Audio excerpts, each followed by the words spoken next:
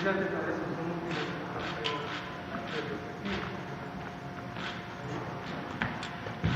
buenas tardes.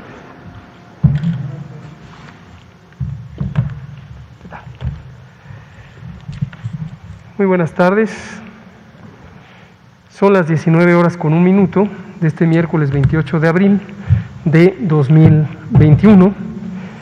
Desde el Palacio Nacional de México, en la Ciudad de México, vamos a iniciar la conferencia de prensa diaria sobre COVID-19, la pandemia causada por el coronavirus SARS-CoV-2.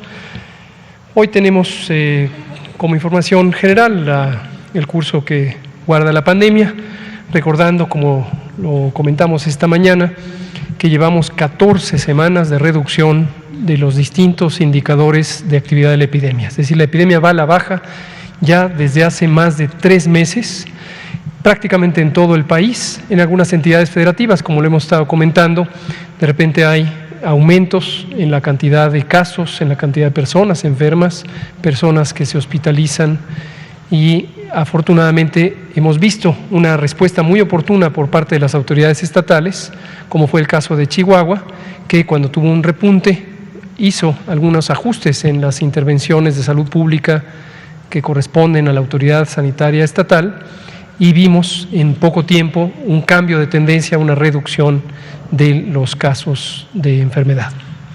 Y esto es muy alentador, pero como hemos dicho una y otra vez, no debemos asumir que se acabó la epidemia. Todavía no se acaba, en el mundo entero sigue existiendo la epidemia, y en tanto exista en otras partes del mundo, cada uno de los países tiene una condición de susceptibilidad para que pudiera reactivarse la epidemia. Lo que podemos decir es que hasta el momento llevamos estos 14 semanas, 3 meses y medio en reducción de la epidemia. Y por el otro lado, que seguimos avanzando con la vacunación, ya tenemos prácticamente el 10% de la población mexicana cubierta, vacunada, y eso también es un elemento que contribuye a que reduzca la epidemia.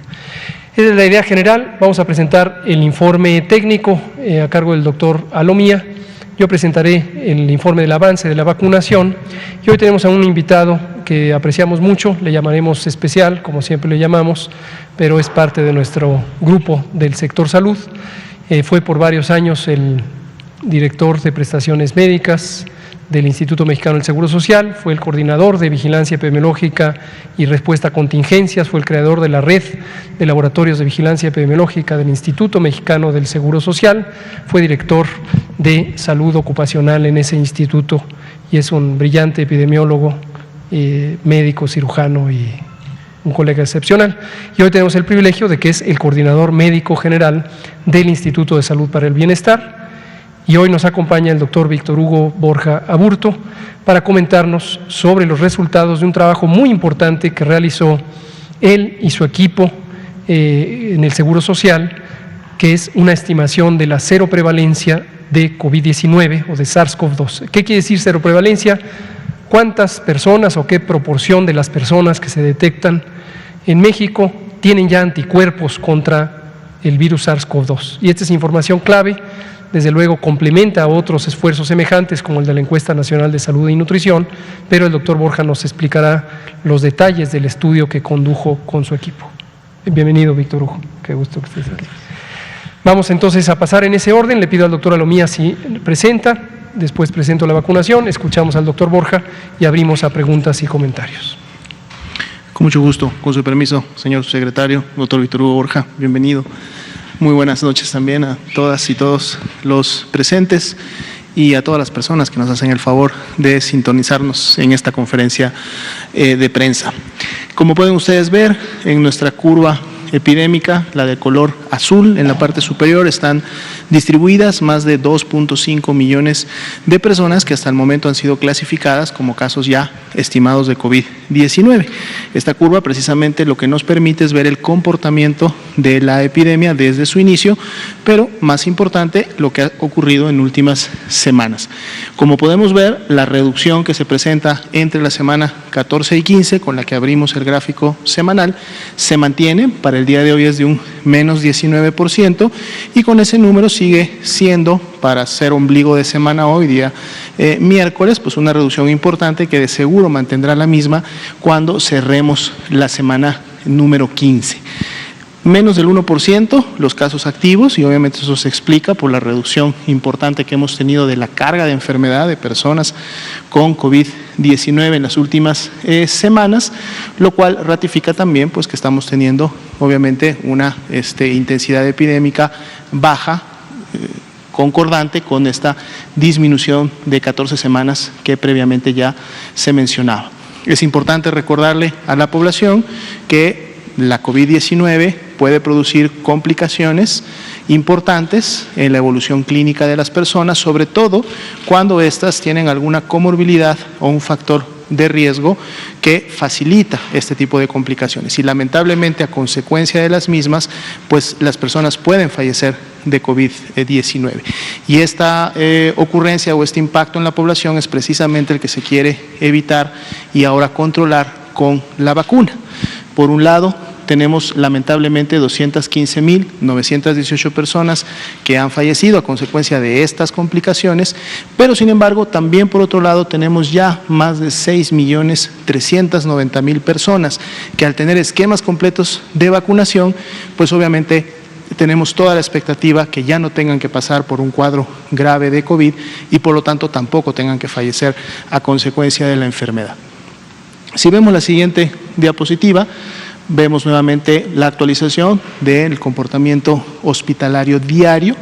Podemos ver esta reducción importante que se mantiene en los últimos días y que se ha presentado desde inicios de este año, con la reducción también de la carga de enfermedad, menos 78%, la reducción acumulada desde que esta inició prácticamente a mediados de enero, y como vemos la tendencia descendente se mantiene aún en últimos días. Vamos a ver cómo está distribuida por camas generales y camas con ventilador. En la siguiente diapositiva vemos el primer grupo de ellos, que son las camas generales. 13% de ocupación nacional, es de las ocupaciones más bajas, se ha mantenido esta por varios días en la última semana, y esto a su vez permite que todas las entidades federativas tengan menos del 30% de ocupación de este tipo de camas, lo cual nos deja más de 27.000 camas disponibles de este tipo en todo el territorio nacional.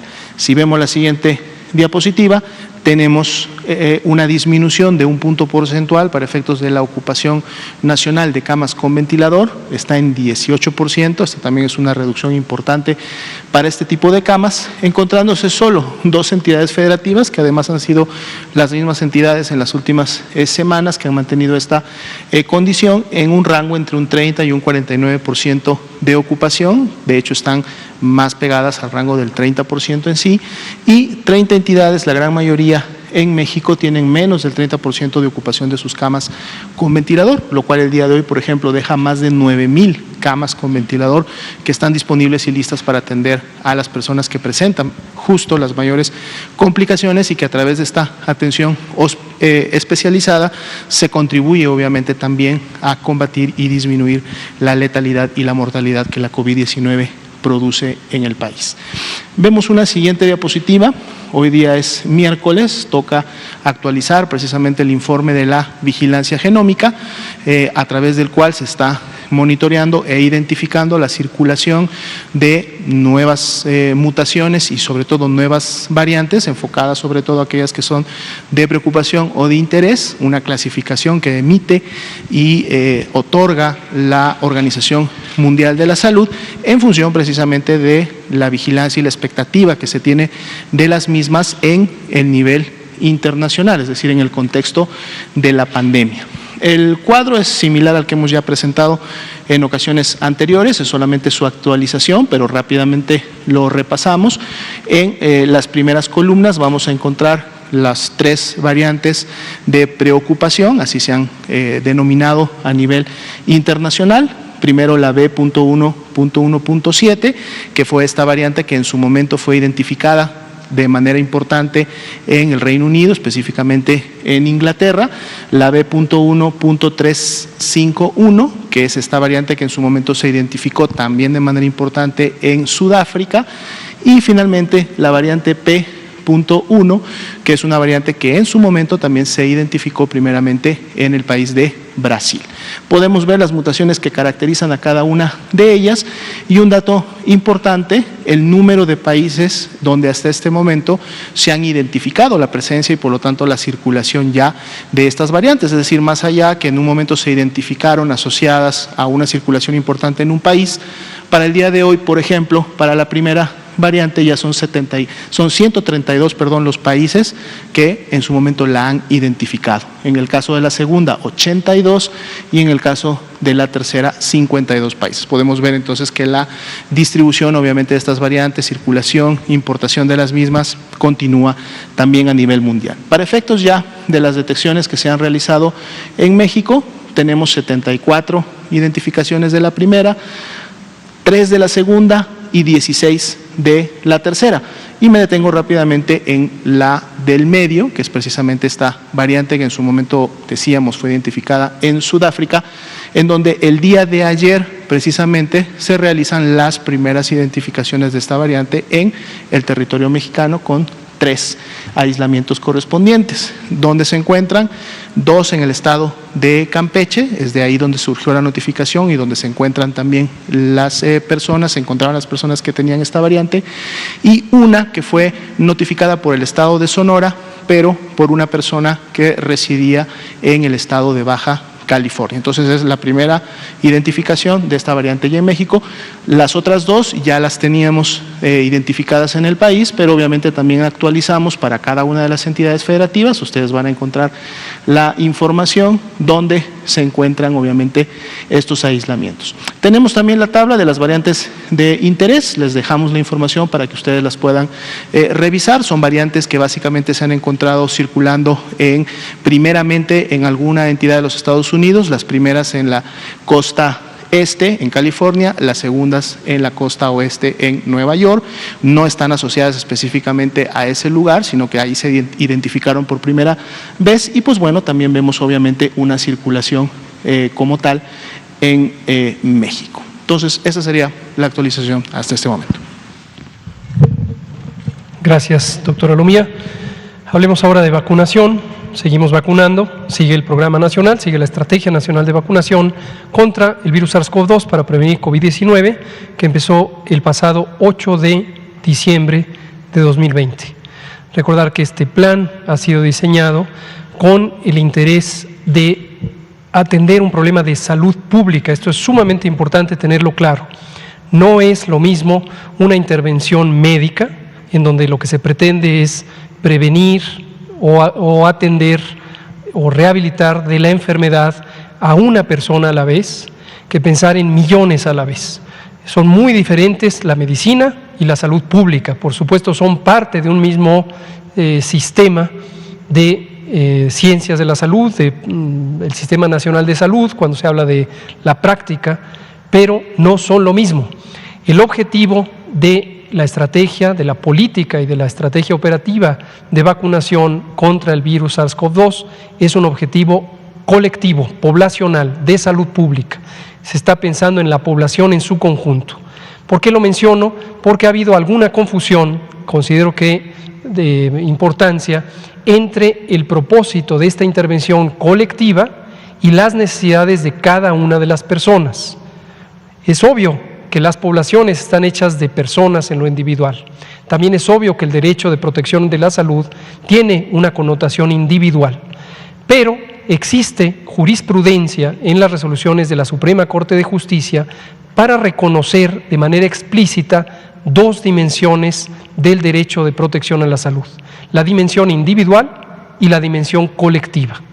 El plan o estrategia o política de vacunación contra el virus SARS-CoV-2 para prevenir COVID se enmarca en la noción colectiva del derecho a la protección de la salud. En un momento dado, cuando estamos vacunando a una población, lo que interesa es un beneficio colectivo a través de un mecanismo que es beneficiar con la protección que brinda la vacuna a una persona y a otra y a otra y a otra.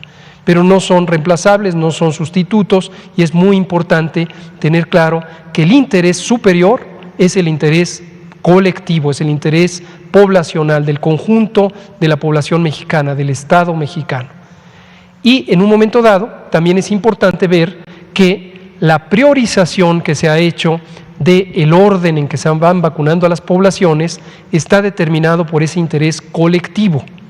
Si una persona pertenece a una de estas poblaciones explícitamente identificadas, pero no le corresponde vacunarse en un tiempo y lugar dados, porque en ese tiempo, en ese momento, está en curso una aplicación prioritaria para una población por los objetivos colectivos, entonces la persona tiene que esperar. Desde luego es completamente entendible y desde mi punto de vista legítimo que esa persona sienta insatisfacción, pero en todo momento debemos tener claro que el objetivo de vacunar en México contra el virus SARS-CoV-2, que produce un fenómeno colectivo, que es la epidemia de COVID, el objetivo de prevención es también colectivo.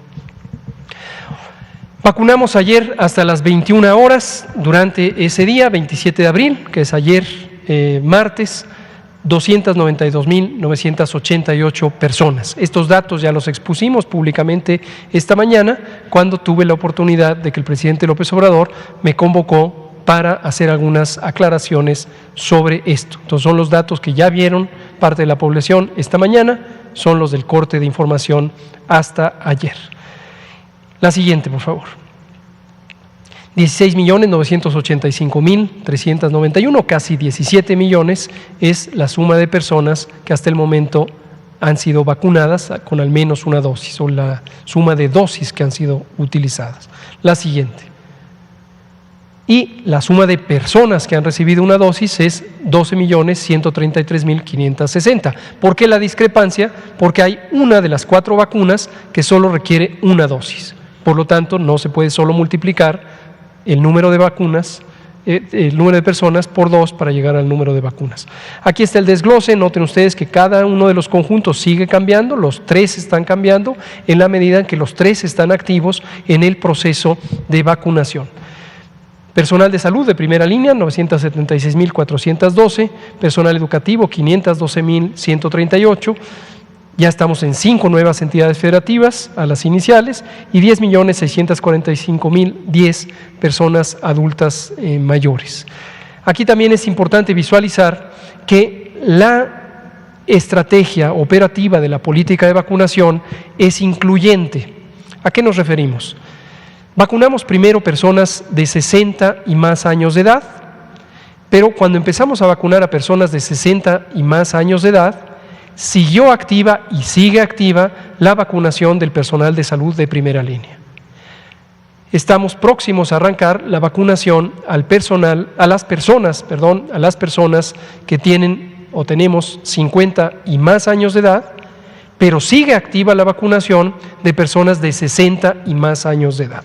Es decir, no se interrumpe, no se le acabó la oportunidad a las personas adultas mayores de 60 años de ser vacunadas. Si usted tiene, o un familiar suyo tiene 60 o más años de edad y no fue vacunada por la razón que sea, no se atrevió, no quiso, en su momento no tuvo confianza en la vacuna, no se enteró de que en su localidad se estaba vacunando, no se preocupe, sigue activa la vacunación. Sigue activa la vacunación, no ha sido decretada o declarada ya terminada para las personas adultas mayores de 60. Lo que sí dijimos el martes, y lo decimos con claridad, es: conocíamos con antelación cuál era la expectativa de personas o del porcentaje de personas que posiblemente no querrían ser vacunadas. Para ese propósito se hicieron encuestas. La Encuesta Nacional de Salud y Nutrición 2020 incluyó la exploración de este fenómeno. ¿Cuál era la disposición a ser vacunado, cuando viniera la vacuna COVID? La encuesta se empezó a levantar en agosto de 2020, en antelación al inicio de la vacunación, en antelación a la llegada de las vacunas. ¿Por qué? Porque interesaba saber qué expectativas teníamos sobre cuántas personas o qué porcentaje no querrían ser vacunadas en su momento. Esto es lo que nos ha permitido trabajar con tranquilidad de decir: sabemos cuántas personas hay en el censo, pero también sabemos cuántas personas posiblemente no van a aceptar la vacuna. Lo deseable es que se aumente hasta el 100% la cantidad de personas que desean ser vacunadas y que logran ser vacunadas. Por eso es que no se cierra la puerta, sigue abierta. Si usted tiene 60 y más años de edad, durante el periodo en que se vacunen las personas de 50 en adelante, también usted puede ser vacunado. La siguiente, por favor. Los ESAVIS, eventos supuestamente asociados a vacunación e inmunización, los presentamos todos los días para que se vaya identificando cómo cambia este número. Estos están actualizados a la fecha vigente de la presentación. La buena noticia es no han cambiado. ¿En qué sentido no han cambiado? Siguen siendo muy infrecuentes, 0.1%, y más importante que eso, más de la 98 o 99% son casos leves. Leves quiere decir reacciones que duran o pocas horas, desde pocas horas hasta un día, 2 días, a veces 3 días, como la fiebre, que es uno de los síntomas que aparece con mayor frecuencia, sobre todo en personas en la segunda dosis, pero se resuelve espontáneamente, no deja daño alguno y eso es muy alentador. Demuestra ya en la operación que se trata de vacunas seguras, además de ser eficaces. La siguiente, por favor. Hoy recibimos dotación de vacunas, como decíamos en la mañana. Esta es una semana de especial interés por la gran cantidad de vacunas que recibimos. Ya lo habíamos explicado, Pfizer ha cambiado su ruta de distribución, ya no vendrán de Europa, ahora vendrán de Estados Unidos, las vacunas Pfizer-BioNTech que estaremos recibiendo. En anticipación a ese cambio que nos podría dejar durante una semana sin abastecimiento, Pfizer tuvo a bien, y se lo agradecemos, de anticiparnos el envío de las dosis de la próxima semana. Y esta semana estaremos recibiendo 2.010.000 dosis de vacuna Pfizer-BioNTech. Hoy fue el primer cargamento, como suele ocurrir los martes, 487.500 dosis. El doctor Pedro Centeno desde el aeropuerto las recibió esta mañana. La siguiente.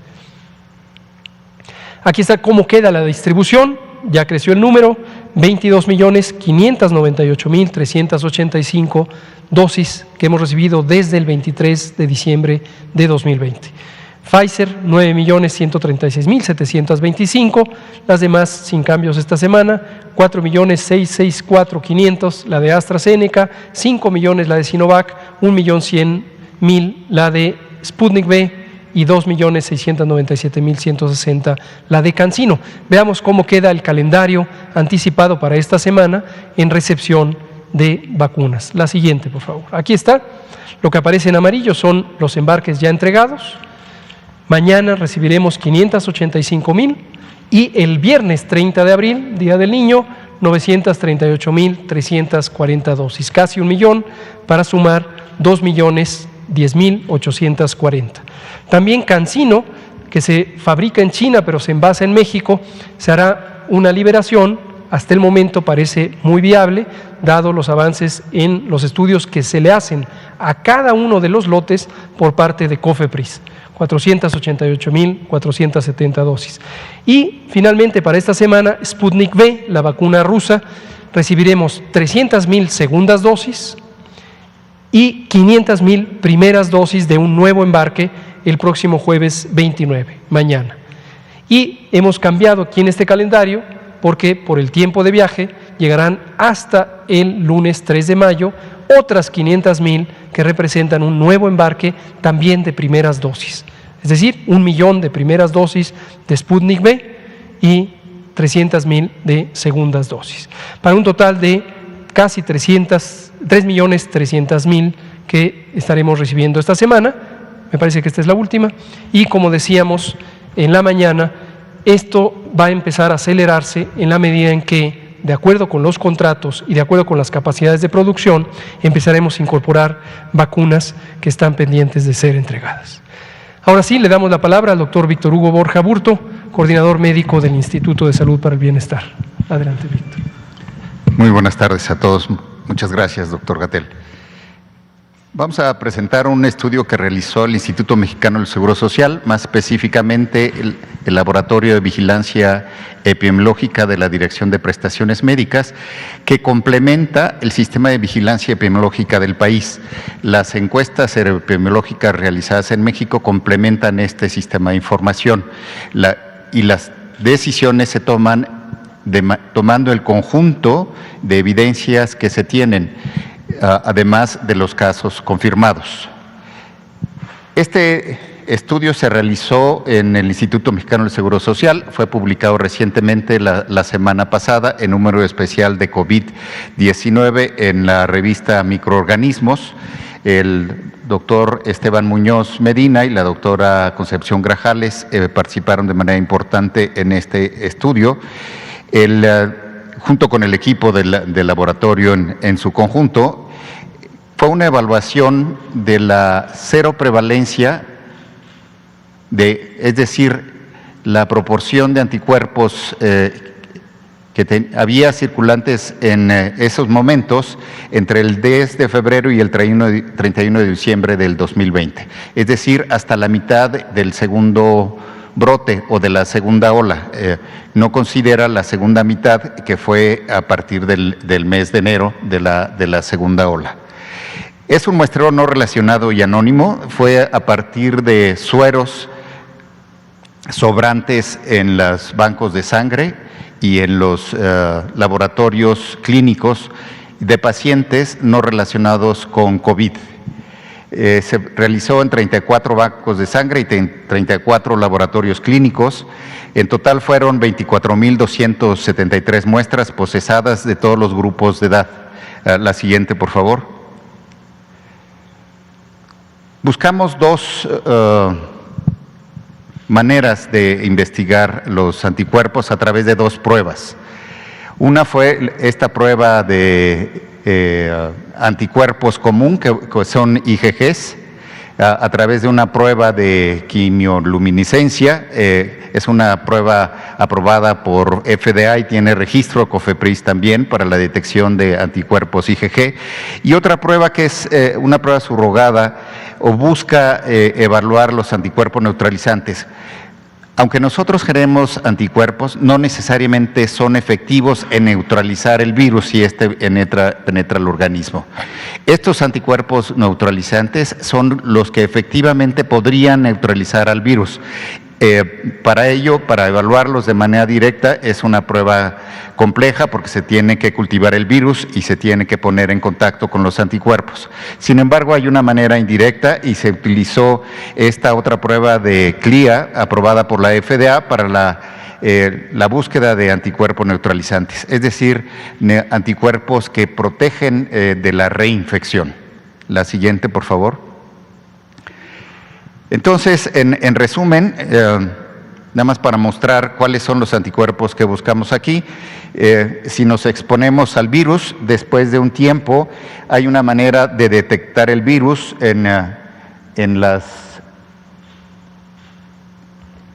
con un hisopado faríngeo, con PCR, y también se puede aislar el virus del tracto respiratorio. También hay unos anticuerpos que son los IgM, que se aumentan en la etapa aguda de la enfermedad. Pero hay otros anticuerpos que después de que adquirimos la infección aumentan y permanecen en el organismo, que son estos. Esos son los anticuerpos IgG que buscamos en la población. Si una habitante del país se infectó durante este periodo y si los anticuerpos duraron al menos 6 meses, que es lo que se ha estudiado, los podemos detectar de tal manera que una prueba de estas ve la probabilidad o la infección acumulada a través del tiempo. No es en ese momento, sino es a través del tiempo. La que sigue, por favor. ¿Qué es lo que hicimos? Bueno, encontramos una seroprevalencia muy baja al principio, en el mes de febrero. Era difícil que estas fueran positivas. Las barras verdes son el número de muestras que recibimos y las barras grises son el número de muestras, las barras verdes son los anticuerpos IgG y los para cada uno de los IgG neutralizantes que investigamos. Como nosotros creímos, y esto fue un proyecto apoyado por el CONACYT, los proyectos de investigación tienen una fecha de inicio y término. La fecha de término que autorizó CONACYT había sido en este mes, en el mes de septiembre. Nosotros redujimos el número de muestras. Sin embargo, al ver que comenzó nuevamente la nueva ola, pedimos más muestras y estas son las 0 prevalencias que encontramos. La siguiente, por favor. ¿Qué encontramos? Encontramos, complementando al sistema de vigilancia que hace las pruebas moleculares de los casos sintomáticos, encontramos 4 casos IgG positivos de antes del 29 de febrero. Esto es lo esperado. Cuando encontramos un caso positivo en enfermedades que pueden ser asintomáticas, se espera que previo a eso empiece la circulación del virus. Entonces encontramos estos 54 casos adicionales antes de la declaración de la transmisión comunitaria. Si ustedes recuerdan, hubo una fase en que se declaró la transmisión comunitaria y una diseminación a todo el territorio nacional en 5 semanas, por las muestras que fuimos recibiendo a través del tiempo. La que sigue, por favor. ¿Cuál fue la seroprevalencia acumulada durante todo el periodo al mes de diciembre? Encontramos que en el noroeste el 40.7% de la población ya tenía anticuerpos, es decir, ya había estado en contacto con el virus y desarrollado anticuerpos. En el noreste del país el 37%, en el sureste el 35%, en el centro el 30% y en el occidente encontramos la seroprevalencia más baja del 26.6%. Con esos intervalos de confianza, obviamente cuando se hacen muestreos se tienen que calcular los intervalos de confianza. La que sigue, por favor. ¿Esto qué quiere decir? Que de la región con mayor número de individuos con IgG positivos a SARS-CoV-2 fue el noroeste del país. Identificamos unos casos previos al reporte oficial en México con prueba confirmatoria molecular. Entre las personas con presencia de IgG se encontró una positividad de anticuerpos protectores del 86%. Esto quiere decir lo que les decía de los anticuerpos neutralizantes. De los casos que fueron positivos con IgG, el 86% protegían efectivamente contra el virus. Quiere decir que el 13.9% de los IgG positivos podrían volver a infectarse. Y es el caso de las reinfecciones que hemos estado viendo, que son bajas, pero todavía, aunque se tengan algunos anticuerpos generados por la enfermedad, no es una protección completa. La siguiente, por favor. Esta información complementa, decíamos, el sistema de vigilancia epidemiológica regular. Si ustedes recuerdan, el doctor López-Gatell mencionaba que en Sanud reportó el 25% de seroprevalencia, aquí se reporta cerca del 35%, es el crecimiento entre agosto y diciembre de 10 puntos porcentuales, posiblemente hubiera un crecimiento adicional de 10 puntos porcentuales después de transcurrido diciembre, enero y febrero y hasta marzo, que es cuando disminuyó la segunda ola, pero es la mitad de los casos presentados en esa segunda ola. Es importante mencionar que aunque tenemos este número importante de mexicanos que tienen anticuerpos, nos encontramos todavía lejos de alcanzar la inmunidad de grupo o de rebaño. Sin embargo, la podremos alcanzar complementando con el programa de vacunación. No necesariamente todos los vacunados son aquellos que no tienen anticuerpos, hay una intersección. No hacemos una prueba de anticuerpos para vacunar. Sí creemos que muchos de los adultos mayores que hemos vacunado no tienen anticuerpos porque son la población que se encuentra en mayor resguardo o que hemos como sociedad protegido más. La medida más importante entonces es continuar con la vacunación para poder alcanzar esa inmunidad de rebaño y no debemos relajar las medidas de higiene, aunque tengamos una proporción importante de la población con anticuerpos neutralizantes o IgG. El uso de cubrebocas, la higiene de manos y la sana distancia, además de las medidas generales de control de distanciamiento social, se debe de mantener hasta que baje el riesgo de una tercera ola, aunque muy posiblemente estos resultados muestren que haya una probabilidad baja, no es que sea imposible, pero una probabilidad baja de esa tercera ola. Eso es todo, doctor Rethel. Muchas gracias, doctor Víctor Hugo Borja. Un comentario previo a que abramos a preguntas y respuestas.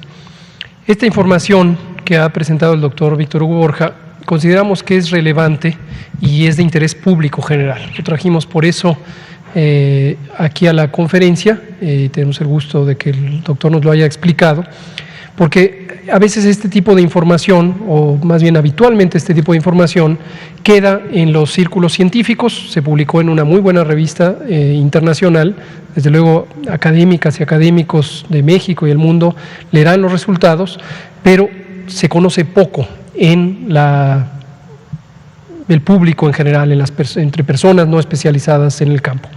Y es justo contrario a lo que suele ocurrir con algunas noticias, esto lo hemos comentado varias veces, en donde entran a los circuitos de noticias temas sobre tratamientos, sobre el curso de la enfermedad, sobre secuelas, sobre duraciones de la enfermedad, sobre reinfecciones, y luego se propagan las noticias sin que tengan un sustento científico sólido.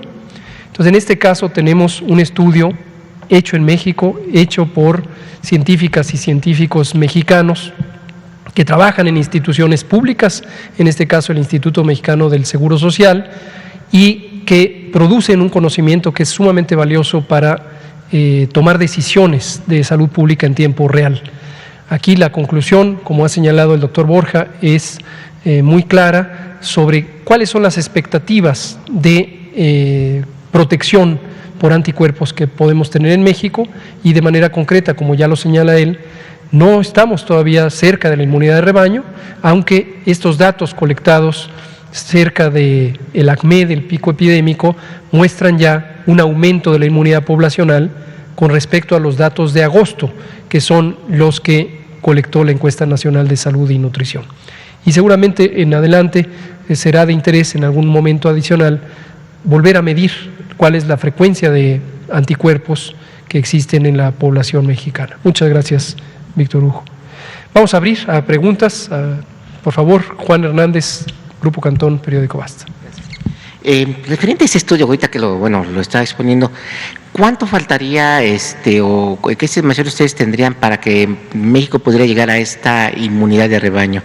Y ahorita las cifras que estaba dando precisamente por zonas, ¿qué ha influido para que en algunas partes haya más anticuerpos precisamente contra el COVID? ¿Es clima, alimentación? O sea, ¿qué es lo que ustedes descubrieron ahí? ¿Qué nos puede compartir? Esa es la primera. Las distintas seroprevalencias reflejan que la circulación del virus fue distinto, no fue homogéneo en todo el país. ¿Por qué fue por distintas razones? Primero, la cercanía con los Estados Unidos reflejó en algunos casos el intercambio de la población mucho más frecuente. Si ustedes recuerdan, en Tijuana tuvimos desde el principio una casuística muy importante, la circulación del virus fue muy importante. Si vemos Quintana Roo, cuando analizamos los sueros también de Quintana Roo, que tiene un intercambio muy importante con otros países, la circulación ha sido mayor.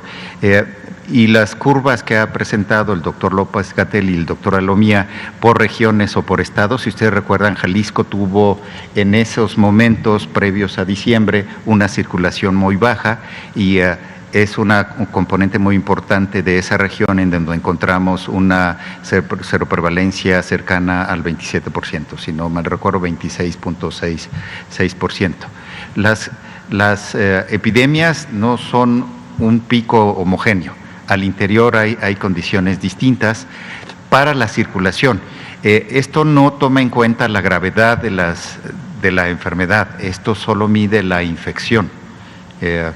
La gravedad la podemos ver a través de las hospitalizaciones o de las defunciones. Algo importante también que olvidé mencionar es que con estos datos se pueden recalcular los indicadores epidemiológicos. Por ejemplo, la tasa de letalidad, que si asumiéramos que todo el exceso de mortalidad que se ha reportado y que se reportó en diciembre pudiera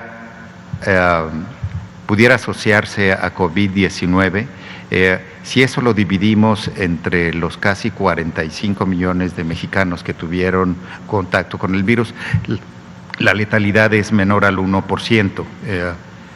Entonces, esto redimensiona también las consecuencias de la enfermedad. No recuerdo la primera parte de la pregunta. ¿Cuánto o qué elementos se deberían de tener precisamente para llegar a esta inmunidad de rebaño? Porque, bueno, comentaron que estábamos lejos, ¿no? Pero si nos pueden un poquito abundar sobre esta parte, que es la que mucha gente ha querido. Sí, el doctor López-Gatell hace como 4 semanas mencionó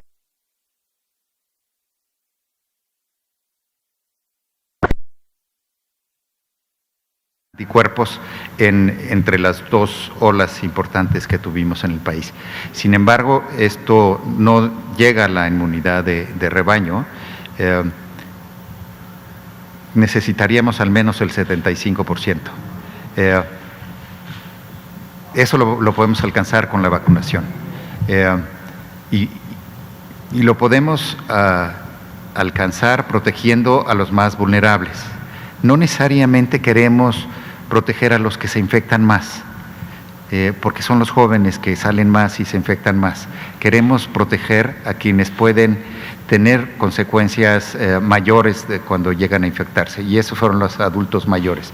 Por eso la vacunación de los adultos mayores seguramente contribuirá a disminuir la mortalidad, aunque no en el principio no disminuya los contagios, sí disminuye de manera importante la mortalidad, y sobre todo porque el Gobierno de México priorizó a aquellos que son más vulnerables.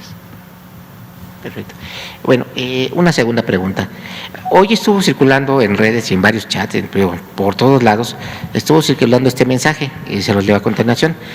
Para las personas que se registraron ayer para la vacuna, hay que volver a meterse para que se les actualice el folio, porque estuvieron saliendo con AM, que es adulto mayor, y tiene que venir como A50 y el número. Si te metes hoy con tu CURP, lo actualiza automáticamente.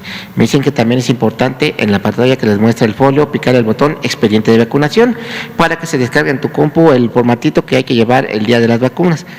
¿Qué hay de cierto en esto? Creo que lo habían… Falso. Gracias, Juan, por recordarnos desmentir esto.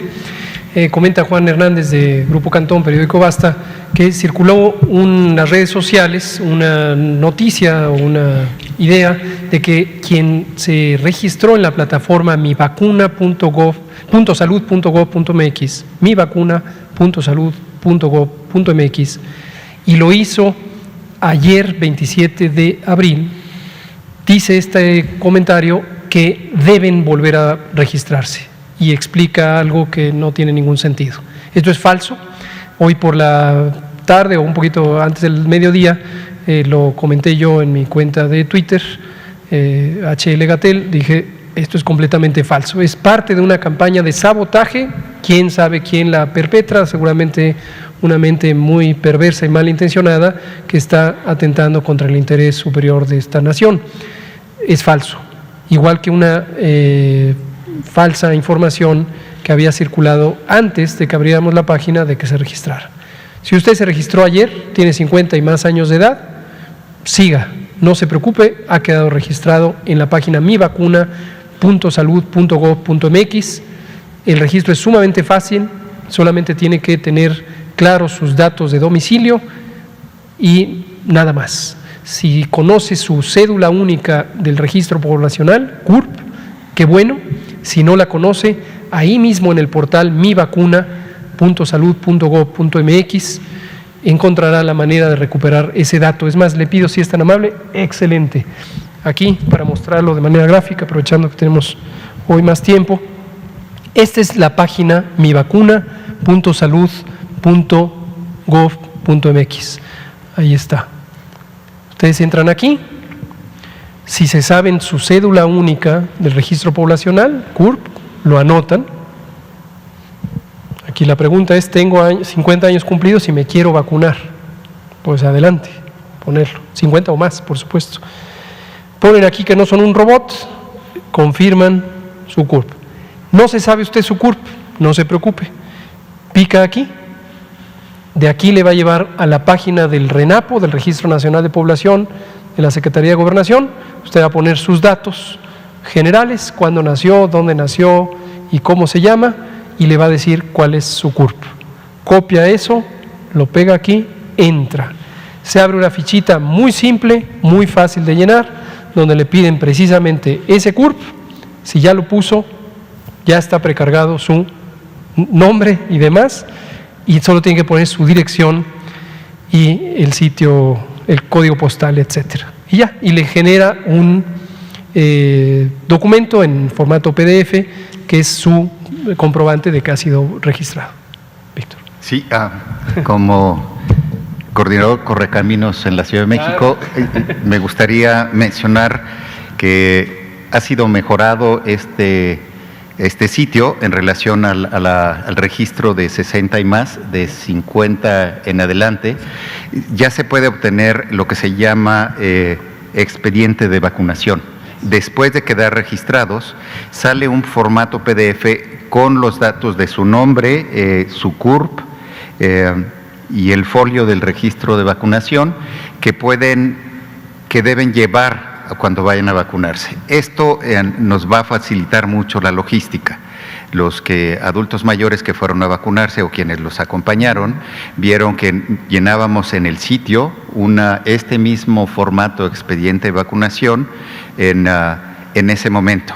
Esta versión les permite bajar ese expediente de vacunación, donde además de la edad les preguntan algunos de los antecedentes de comorbilidades, que nos va a facilitar mucho cuando lo lleven. ¿Por qué lo hicimos así? Porque creemos que también a menor edad también es más fácil el llenado de todas estas de manera digital.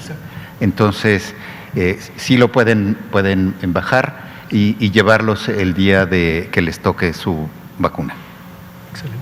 Muchas gracias. Bueno, no quiero acaparar tiempo, pero de repente empiezan a llegar preguntas, todo, por ejemplo, de las variantes de Sonora, de Campeche, otros bueno, retomo lo que hace unos días le había preguntado de la industria farmacéutica, que cuándo va a venir el doctor Alejandro Sbach, porque quieren hacer algunas preguntas referentes al área de la COFEPRIS, pero se lo voy a hacer otro día para no acaparar.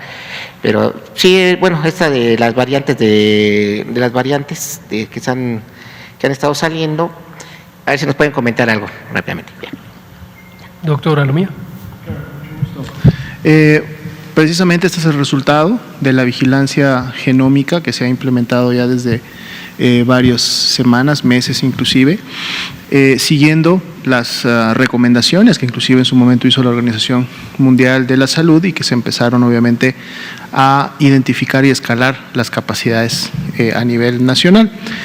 Como ustedes saben, para poder llevar a cabo esta vigilancia se necesitan de sistemas especializados y obviamente de capital humano también técnicamente especializado, que no necesariamente se encuentra disponible o en abundancia, dado el equipamiento que se requiere, que es costoso, los reactivos que se requieren para llevar a cabo una secuenciación genómica y todo el personal involucrado. Es por eso que en últimas fechas se llevó a cabo la conformación, lo comentábamos, de un consorcio que principalmente está integrado obviamente por actores importantes de la Secretaría de Salud, como son la SINSAE, como es el mismo INDRE, la misma Dirección General de Epidemiología, pero también está participando la UNAM, está participando el CONACYT y está participando el Instituto Mexicano del Seguro Social, que por cierto pues es de las instituciones que tiene desarrolladas muy bien este tipo de capacidades. Comento todo esto porque gracias al incremento de esta capacidad de secuenciación genética es que se puede incrementar la cantidad de muestras positivas a virus SARS-CoV-2 por PCR. Esto es importante comentarlo porque las pruebas antigénicas, las pruebas rápidas, no permiten realizar este tipo de vigilancia. Tiene que ser el PCR. Por eso, el modelo de vigilancia asegura a través de las unidades de salud monitoras de la enfermedad respiratoria, que son las SUSMER, la obtención de este tipo de muestras. Y bueno, el resultado creo que es evidente en función de que se han estado ya desde hace varias semanas, desde de hecho fines del año pasado, identificando la presencia y circulación de estas variantes. Las mismas van a ser identificadas en la medida 1, que estas sean importadas, es decir, que lleguen al país en un momento determinado, o también van a ser identificadas, dado que la transmisión comunitaria se mantiene, pues los primeros casos, así como en su momento lo fue el COVID-19 en febrero, marzo del año pasado, pues estas nuevas variantes también van a empezar a distribuirse durante la población. Lo que podemos identificar, sí, hasta el momento, es que obviamente las variantes internacionales, específicamente las de preocupación, las VOCs, estas tres primeras que mencionábamos, todavía en este momento no representan una carga importante o una prevalencia, una predominancia sobre las variables ya identificadas previamente en México durante el año pasado, o inclusive los linajes y los clados mexicanos que hemos tenido en un momento determinado circulando. Pero la importancia de esto es obviamente cuando estas son identificadas, se realiza la notificación correspondiente a la entidad federativa para asegurar la implementación de las medidas de contención que están encaminadas a limitar, o como su nombre lo dice, contener, controlar, que no existan contagios a consecuencia de esta identificación y por lo tanto tratar de limitar lo más que se pueda la transmisión. Esto obviamente lo puede lentificar, pero no necesariamente en su momento va a pararla, como lo hemos visto en el transcurso de todo el año pasado. Tarde que temprano estas variantes empiezan a circular y pueden empezar a tomar nichos. La importancia de identificarlas es justo que el sistema de vigilancia y la atención médica se enfoquen en estas áreas en donde potencialmente ya tenemos la presencia y la circulación y intensifiquen y aseguren las acciones para la mitigación y el control de la enfermedad. Gracias. Vamos a Ignacio de Alba, pie de página, y ahorita se da tiempo, Gerardo. Gracias. Me gustaría preguntarles si hay diferencia entre los anticuerpos que se producen naturalmente por la enfermedad y el que se genera a través de las vacunas. En principio, sí, por dos razones, bueno, por muchas razones, pero para explicarlo de manera sencilla, un virus es una partícula biológica, desde luego microscópica, muy microscópica, mide pocos milésimas de milésima, pocas millonésimas de milímetro, y tiene muchas sustancias, proteínas mayormente y grasa. Y esas sustancias, esas moléculas que tiene cada partícula ultramicroscópica de los virus, puede o no ser reconocida por el sistema inmune. El sistema inmune es el sistema de defensas y produce sustancias que se llaman anticuerpos que pueden adherirse, pegarse a los virus y en algunos casos neutralizarlo. El virus completo, como digo, tiene varias de estas proteínas y aquellas que pueden hacer que el sistema inmune genere las defensas, genere los anticuerpos, le llamamos antígenos. En cambio, las vacunas están hechas de muy pocos de estos antígenos, casi siempre uno de ellos. En el caso de las vacunas contra el SARS-CoV-2, es una de ellas, es la proteína de espiga, la proteína S por su nombre en inglés, y esa proteína de espiga es la que se ha encontrado que tiene la mayor capacidad de generar anticuerpos. Entonces podemos distinguir, si le medimos anticuerpos a una persona, si los anticuerpos son producto de la infección o producto de la vacunación, porque en la persona que tuvo infección va a tener anticuerpos contra varias proteínas del virus. La persona que no tuvo infección y fue vacunada va a tener solamente anticuerpos contra la proteína de espiga. Por supuesto, quien tiene la enfermedad y luego es vacunada va a tener todo el repertorio de anticuerpos, posiblemente con una mayor concentración de los anticuerpos en contra de la proteína de espiga. Entonces, ¿las inmunizaciones son diferentes dependiendo las variantes o no? ¿Las qué, perdón? La inmunización es diferente dependiendo de las variantes. Es decir, si una persona tiene inmunidad contra una variante, ¿puede no tenerla en otra? Bueno, esa es la gran inquietud que existe en la comunidad mundial de salud pública y en general, es una preocupación general, que el virus, conforme va variando, conforme ocurren estas mutaciones, no cambie tanto la composición química del virus, de tal manera que los anticuerpos que se fabricaron para una variante de virus de meses atrás ya no sean útiles para un virus que evolucionó posteriormente. Un ejemplo clásico lo tenemos con la influenza. La influenza es un virus que evoluciona a tal velocidad o muta a tal velocidad que si en un año dado ponemos vacuna con cierta composición química que genera anticuerpos, al año siguiente el virus es suficientemente diferente como para ya no ser afectado por los anticuerpos que produjo la vacuna del año pasado.